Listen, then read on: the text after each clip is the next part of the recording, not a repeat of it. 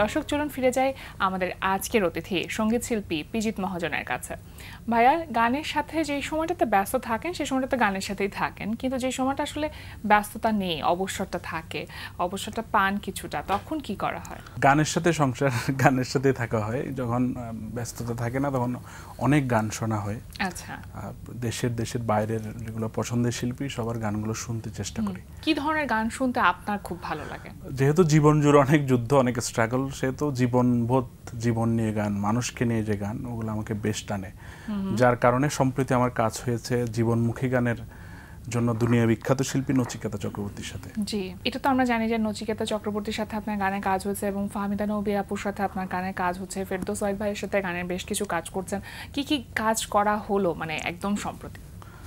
আমি যখন চট্টগ্রাম আমার ব্যান্ড দিয়ে শুরু 2013-14 দিকে, তখন থেকেই একটা স্বপ্ন ছিল যাদের গান স্টেজে গাওয়া হচ্ছে রেগুলার, আমি যখন ঢাকামুখী হব প্রত্যেকের সাথে আমি কাজ করব। স্বপ্ন ছিল বাচ্চু ভাইয়ের সাথে কাজ করার। একই স্টেজে করেছি গান কনসার্টে, কিন্তু ঢাকা আস্তে আস্তে হয়তো বসকে পাইনি আর। বাট নচিকেতা দার সাথে কাজ হয়েছে, ওনাকে আমি খুব পছন্দ করি এবং ওনার জীবনবোধ, গান নিয়ে ওনার পাগলামি আমাকে পুরোটা লাইফে অনেক অনুপ্রেরণা দেয়। ফেরদৌস ওয়াহিদ, ওনার গান প্রায় স্টেজে করতাম, এখন একসাথে কাজ হচ্ছে, উনি আমাকে চেনে, আদর করে। ফাহমিদা ম্যাম, ওনাদের সান্নিধ্য পেয়েছি, একসাথে কাজ হচ্ছে। ফাহমিদা আপার সাথে রিসেন্টলি যে কাজটি হলো তিস্তা পারের মানুষকে নিয়ে কাজ, সেটা হচ্ছে আমি বন্যা এবং অসহায় মানুষদের নিয়ে সারা বছরই কাজ করি। এইসব করতে করতে আমার একটা নিজের সংগঠন আছে, সামাজিক মানুষ নামের। আচ্ছা, সো বন্যায় গতবার তিস্তা পারে কাজ করতে গিয়ে সারাদিন কাজের পর সন্ধ্যার সময় যখন একটু ফ্রি হই, তখন তিস্তা পারে বসে আমার মাথায় দুটা লাইন আসে, সাথে সাথে ওটা ম্যামকে পাঠাই, ফাহমিদা ম্যামকে। উনি খুবই আমাকে অনুপ্রেরণা দেয় যে এটা রেডি কর, আমি করব। বাহ, করা হচ্ছে। আর ফেরদৌস ওয়াহিদ হচ্ছে আমার গান পাগলাম, উনি পছন্দ করে। হঠাৎ হঠাৎ বলে এটা লিখো, এটা বানাও, একসাথে গল্প করি, আড্ডা করি, এভাবেই হচ্ছে, চলতেছে। মানে আড্ডার মধ্যে আসলে গান তৈরি হচ্ছে, এভাবেই হয় আসলে, গানের ভাবনাগুলো আসছে। এইভাবে কাজ হলে কাজগুলো না বেঁচে থাকে, যে ভালোবাসার মধ্যে যে কাজ। হ্যাঁ, এবং যে ধরনের আপনি বলছিলেন যে জীবনধর্মী কাজ করতে আপনার খুব ভালো লাগে, গল্পের মধ্যেই কিন্তু আসলে জীবনটা উঠে আসে।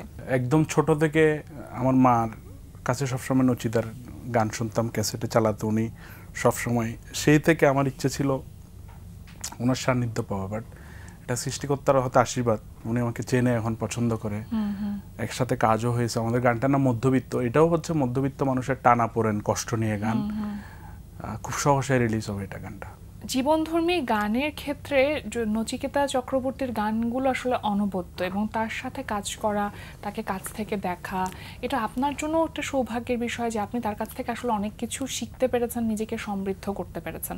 যখন প্রথমে তার সাথে কাজ করতে গিয়েছিলেন একটু কি নার্ভাসনেস কাজ করছিল? আসলে ওনাদেরকে তো মানে বলা যায় না, মানে দাদা আমি গান করব আপনার সাথে। বিষয়গুলো হচ্ছে আমি ওনার গান অনেক চর্চা করি, উনি সব এগুলা যে কোনোভাবে শুনছে, গানগুলো জানছে বিভিন্ন মাধ্যমে, এবং উনি প্রোগ্রামে বাংলাদেশে বেশ কয়েকবার আসা হয়েছে, আমিও দেখা করেছি। এরপর আড্ডা, কথা। একবার আমি বললাম দাদা আপনাকে আমি গান শোনাই, তো উনি বসেছিল উপরে, আমি নিচে বসে বসে গান শোনাতে শোনাতে হুট করে হুটহাট প্ল্যান। তার গানই কি আপনি তাকে শুনিয়েছেন? হ্যাঁ হ্যাঁ, ওনার গান আমি তো খুব প্রায়ই করি এবং দাদাও এগুলো শুনেছে, যার কারণে সম্ভব আসলে। আর উনি বা ওনারা এমন মানুষ, মানে ওনাদের ছায়াতেও সুর, সঙ্গীত এগুলো আসা যাওয়া করে, তো অনেক শেখার বিষয়, আরাধ্য বিষয়।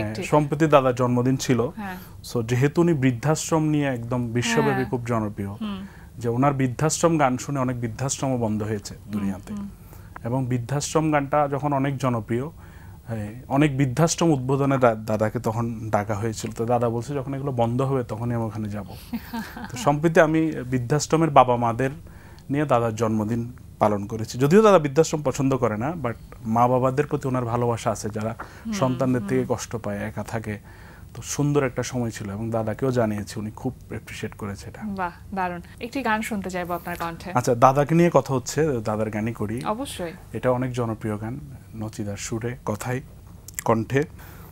যখন আমার গানের পাখি শুধু আমাকেই দিয়ে ফাঁকি, যখন আমার গানের পাখি শুধু আমাকেই দিয়ে ফাঁকি, সোনার শিকল ধরা দেয় গিয়ে আমি শূন্যতা ঢাকি, যখন আমার ক্লান্ত চরণ যখন আমার ক্লান্ত চরণ অবিরত বুকে রক্তক্ষরণ খুঁজে নিয়ে মন নির্মম কোন কি আর করে তখন স্বপ্ন স্বপ্ন স্বপ্ন স্বপ্ন দেখে মন স্বপ্ন স্বপ্ন স্বপ্ন স্বপ্ন দেখে মন যখন সময় থমকে দাঁড়ায় নিরাশার পাখি দুহাত বাড়ায় খুঁজে নিয়ে মন মন কোন কি আর করে তখন স্বপ্ন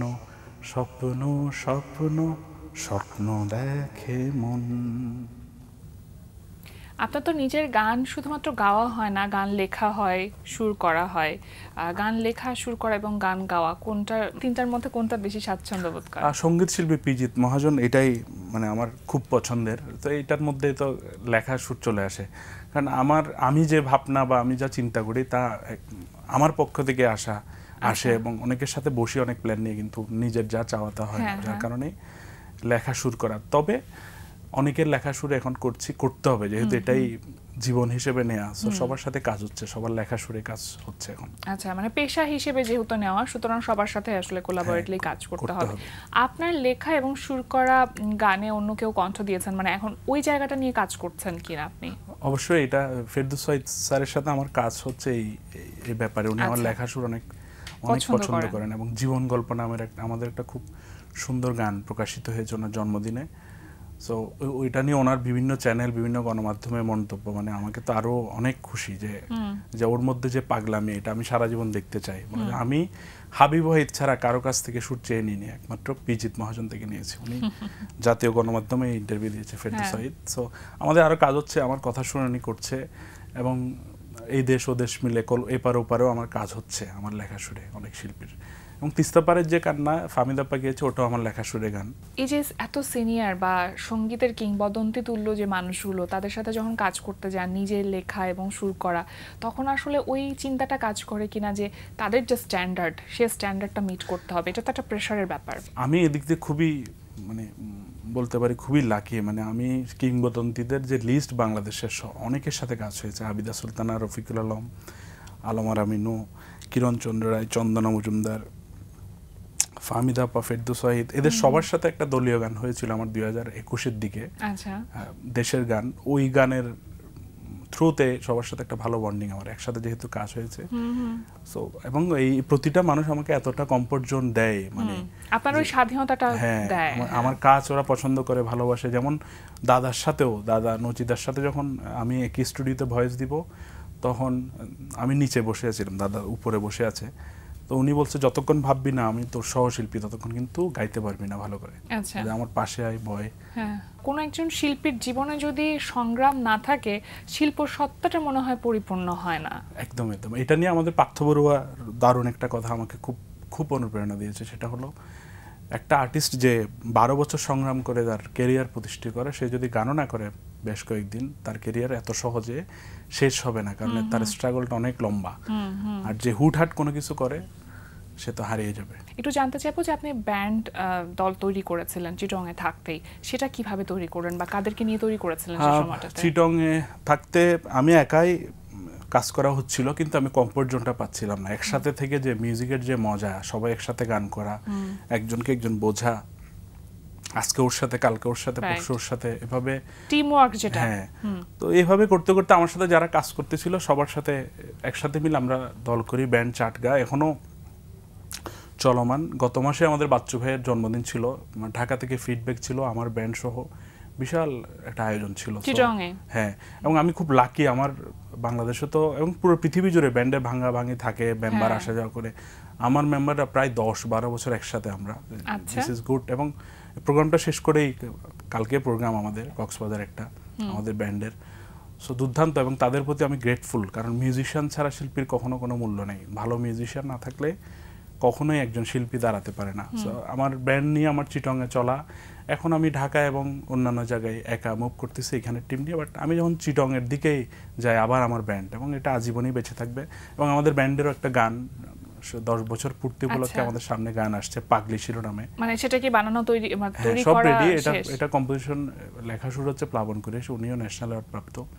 উনি খুব চাইতেছিল যে আমাকে দিয়ে এরকম একটা গান করাবে, অনেকদিন ধরে উনি এরকম ভয়েস খুঁজতেছিল। তো পরে আমার সাথে ওনার মিললো, উনি আমাদের ব্যান্ডকে একটা গান দিয়েছে, এটা মিউজিক ভিডিও সহ সহসা। এক একটা ব্যান্ড দল না এক এক রকম গান গেয়ে থাকে, তো আপনাদের ব্যান্ড দলের এরকম কোনো নির্দিষ্ট ক্রাইটেরিয়া আছে? আমাদের হচ্ছে আমরা আমরা ফোকটাকে রাখি, প্লাস বাচ্চু ভাই, জেমস ভাই, চিটং, তো এগুলার হিউজ একটা চাওয়া পাওয়া ওনাদের গান ছাড়া। আমি বাচ্চু ভাইকে নিজেই বলেছি যে আপনি মানে অনেকভাবে ঘুরিয়ে আমাদের অন্নদাতা, কারণ আপনাদের গানগুলো করেই অনেক শিল্পী বেঁচে আছে। হ্যাঁ, এবং ওনাদের গানগুলো যিনি লিখেছেন প্রিন্স মাহমুদ ভাইয়ার আশপাশেও আমি থাকার সৌভাগ্য হয়েছে। ওনাকেও উনি বলে যে এটা কি বলেছে, আমি যে না, আপনাদের গানগুলাই গেয়েই শিল্পীরা জীবিকা নির্বাহ করতেছে, আপনারা কিন্তু অনেকটা অন্নদাতার মতোই। সো জেমস ভাই, বাচ্চু ভাই এবং ফোক, এটা নিয়ে আমার চিটং এর যে মিউজিক, আমার ব্যান্ড। বাট আমি সলো হচ্ছে যে অনেকের গানই করি, অনেককে নিয়ে থাকতে চাই, ভার্সেটালিটি নিয়ে থাকতে চাই। এই যে ব্যান্ড দলের কাজ করছেন, আবার আপনার নিজের মৌলিক গানের কাজও তো করা হচ্ছে, নতুন কোনো মৌলিক গানের কাজ কি করা হচ্ছে? অনেকগুলোই করা হচ্ছে। এর রিসেন্টলি একটা খুব সুন্দর গান হয়েছে প্রজাপতি শিরোনামে, ওটা খুব গাছবার অসংখ্য গান, মানে গান নিয়ে থাকি তো আমি, পরিবেশ যে কোনো পরিবেশে গেলে নতুন পরিবেশ, ওখানে আমার গান আসে, লিখি, সুর করে ফেলি, রেখে দিই, এরপরে এটা গোছাই নিই। আপাতত হচ্ছে যে আমার দাদার সাথে যে গান, এটা নিয়ে দৌড়াদৌড়ি, এটার মিউজিক ভিডিও প্রায় শেষ। দাদা আর আমার একটা কনসার্ট হওয়ার কথা ঢাকায় একসাথে, ওই মারফতে দাদা আসলে এটা প্রকাশিত করবো, এবং আমরা কলকাতাতেও এটার একটা প্রকাশনী করব বড় করে, মধ্যবিত্ত এই গান। গান পাগল মানুষ আপনি, গানকে নিয়ে থাকতে সবসময় ভালোবাসেন, গানের ভেতরে থাকতে ভালোবাসেন, নিশ্চয় স্বপ্ন দেখতেও দারুণ ভালোবাসেন। স্বপ্নটা কি গানকে নিয়ে? পিজিত মহাজন ভালো গান করে, দ্যাটস, এই লাইনটাই তো অনেক বড়, মানে ভালো গান, এটা তো অনেক বড় মিনিং। এখন সবাই আসে, সবাই গায়, এত ইজি গান গায়কিটা।